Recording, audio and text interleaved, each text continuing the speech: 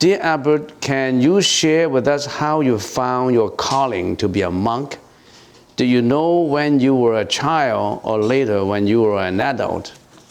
Do I know that I would become a monk when I was a teenager? I don't know. I never thought of it. It's just all these circumstances grouped together that I become a monk. And it seems that when I look back, it seems that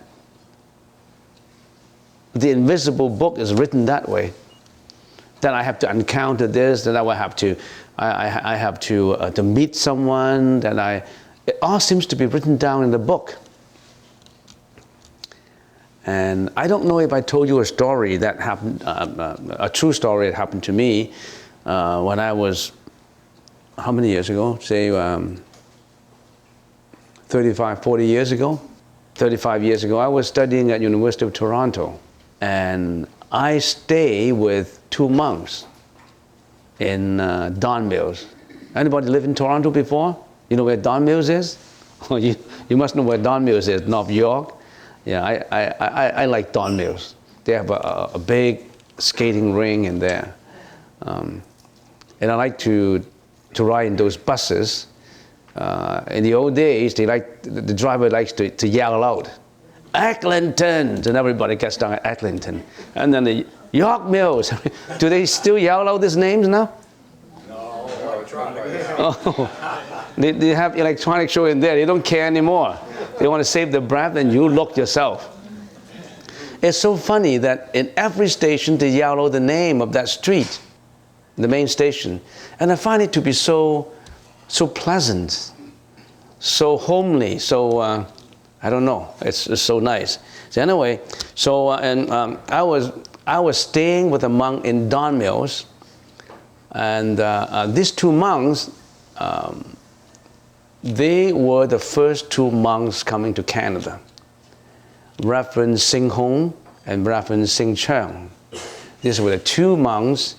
I think in 1967 they attended the Montreal Exposition. Is it 1967? Yes.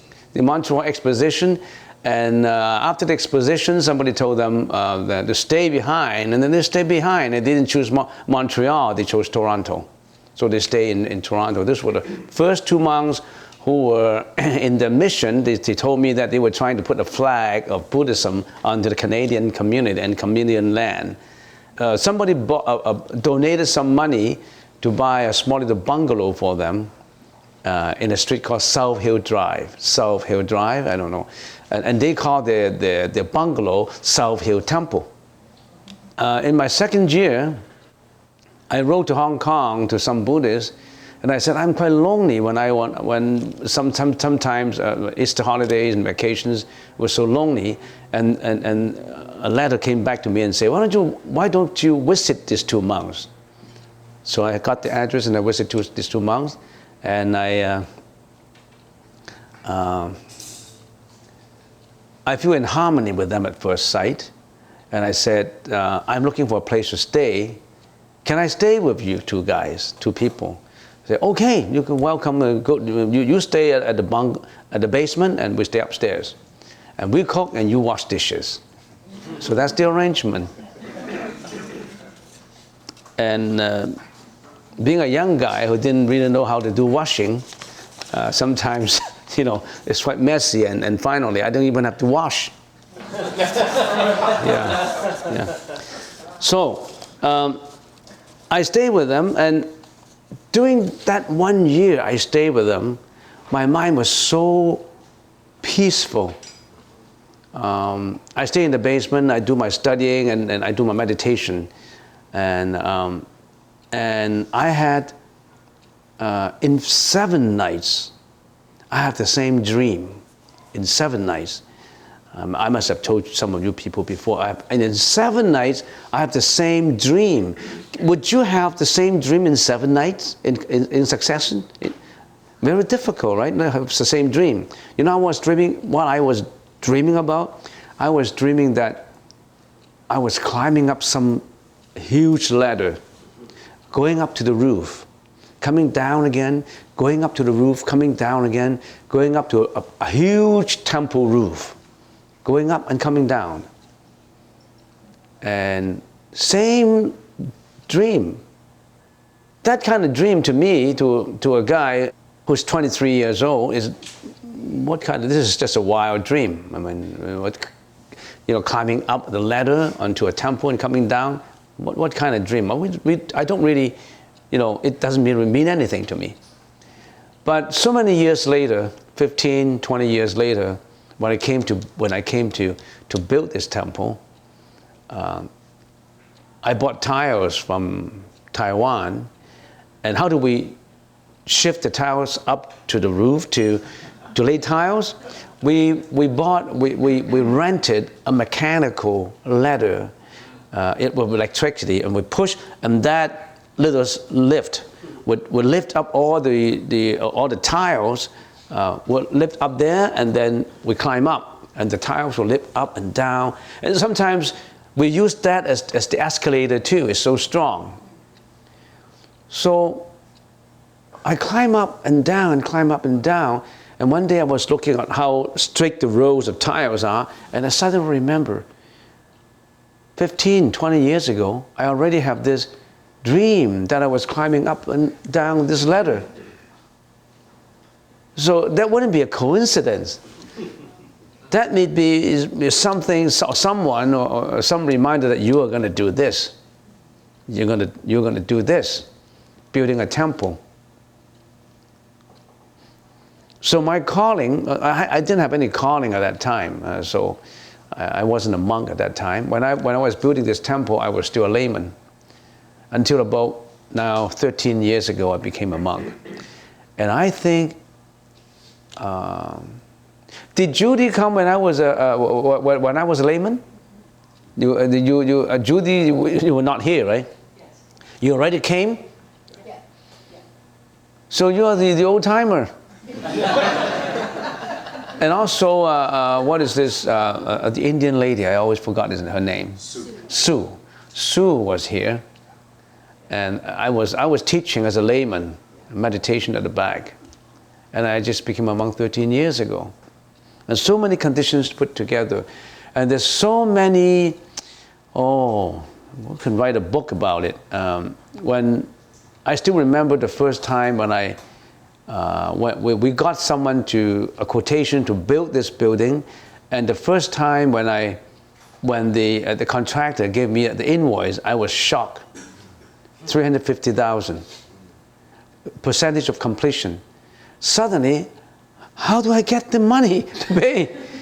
So I thought I was putting aside about $200,000, and now the first invoice is $150 more, $150,000 more.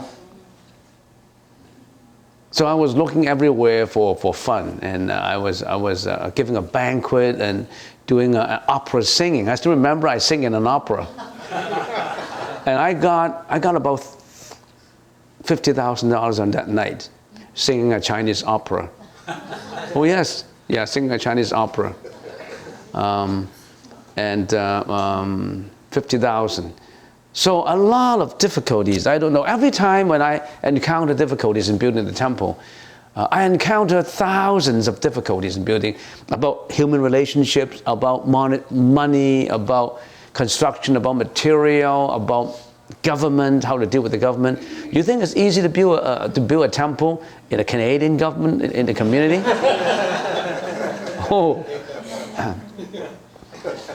Extremely difficult.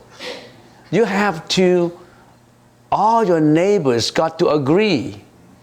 You get all your neighbors to get to agree for you to build a temple. So we have a lot of opposition when we first started.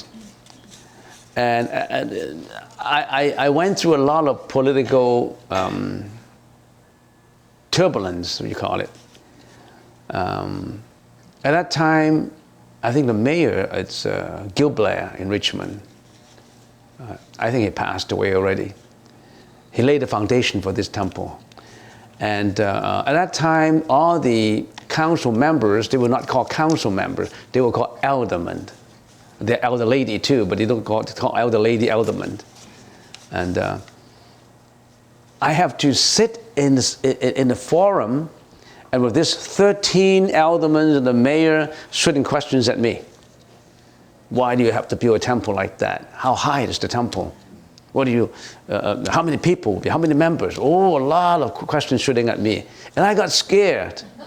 I was quite hesitant, and then somehow I have to come back for another session. They don't find it satisfactory in the first session, so I go about to the Chinese Overseas Voice, the radio. I said, let's get us some political momentum. So I gathered 300 people at the gate of City Hall, all wearing the band. We support the temple. So everybody make these banners and go into the big parliamentary, the hall, and quietly, of course. We don't use violence. Quietly, everybody's sitting there, and the mayor was sort of shocked. What is people wearing the same uniform? Where did they come from? I said, Mr. Mayor, they're supporting me to build this temple. So I went down there and sit in the center. All these questions start shooting at me. At that time, I was well prepared. I answered every question. And I got unanimous approval for building this temple. It's public record. Unanimous, oh yes, it's public record. You can check it. Unanimous approval for building this temple. They didn't know how high the temple is at that time. Yes? Venerable, Yeah? Well, which one first? Oh, you first, okay? Later, yeah, there's that question there, yeah? Why did you want to build a temple? Huh? Why did I want to build a temple? Yeah. Because at that time, there was no Buddhist temple in Vancouver, only a dilapidated church modified into a temple. And that's on the 49th Street. And it's like an old church. And I want to build a real authentic temple in which the architecture is authentic, the teaching is original, and I want to build it in the middle of a nice scholarly garden. All this dream come true. So whenever you have a dream, they all come true if you work at it. This just starts as a dream for me. So many people come in to help.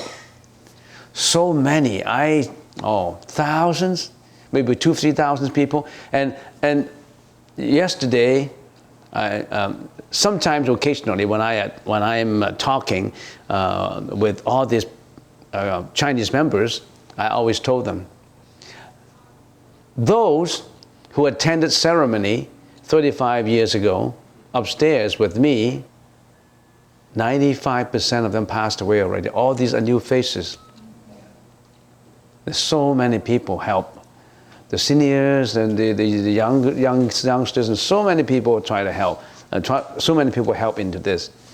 And I didn't have one single big rich donor or a few rich donors. I depend on the mass majority of the people. In other words, I don't have one. Now I know that on number 5 Street, they call number 5 Street, you know what they call it, a temple street now. Because all the temples, the city wants to group in there. I'm not talking about politics, but the city want to put all churches, all religious organizations on that number 5 road. Because they want to concentrate in one road. We are out of that temple street. Why? Because our temples is like a monument in here. And once it is built, it instigates so many thoughts and ideas. If they allow temples and churches to be built everywhere, then it's not under control. So they're very clever. They want to put everything in that street, that temple street. You go to that street, and they call it, they also call that street a road to heaven. Who wants to go to that road? Road going to heaven? I still want to be in this world. You go. Some people are like that. I encounter so many oppositions. I have to go through so many hearings, public hearings, and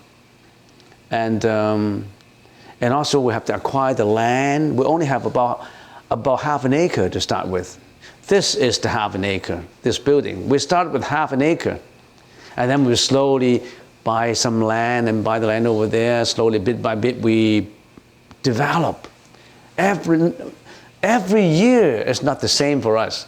A lot of people come, I haven't been here for a year. It's different now. I haven't been here for another year. It's different. Because they have the confidence. These people who build this temple, they use all the money in the building. Because I know, they said, because every year when I came here, I donated some money. Every time when I came here to check, they always add in something. They know where the money went. It's all for the public. It's not for private. And also this temple is not just for the Chinese. Everybody that can come here. It's just some people, they got scared of coming in. They thought this is private. Our mission is to teach the Buddhist teaching in the West. Our mission is to let the Canadian people learn Buddhism. Not to coming here to just teach the Chinese. If we're just the Chinese people, we can always go to China. Why do we have to come here? There's no boundary in the Buddhist teaching. It's for everybody. If you really want to trace the origin of Buddha, Sakyamuni, he more belonged to the Caucasian family, the Aryan family. Buddha is Aryan. In other words, Buddha is Caucasian. He had blue eyes and aquiline nose, big forehead, like a Greek torso, like a Greek head, you know. So don't judge the Buddhist teaching as Chinese teaching. You're wrong. A teaching of enlightenment has no boundary. It's for all. It's for humans, for everybody. So you have that mission to promote it. If you like to take on a mission, some people are not missionary. Who cares, you know? But some are. I don't know why. Since very young, I like to take on mission. I don't have to, but it seems to me to be a mission to promote the Buddhist teaching to the West. And I'm slowly, gradually, without me noticing it, I'm doing this. I'm promoting the Buddhist teaching. For how many years? I haven't done enough though. I would like to do more. Because I concentrated more in the construction, in the hardware than in the software. And now it's the time to do some software now. So I like to get software people. So all these are software people, eh? It's Lee, Bunny, and all these are software people. We need you to be a software person. Look, what is this life? If a life is just feeding your body, which is, our body is the traveling bag. It's just a transient traveling bag of your existence. When you die, if you don't have a mission, you haven't achieved anything. So why make it meaningful? Do something, be more interesting.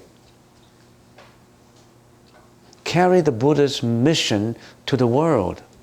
This is a mission of compassion, a mission of consideration, a mission of peace. Why don't you take up that mission? Everybody should have that mission.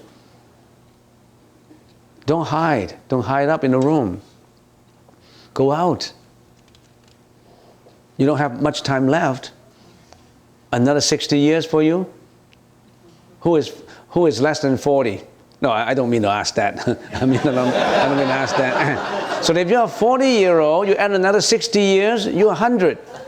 So if you're 40, you add another 60 years. What is 60 years? It's a transient period.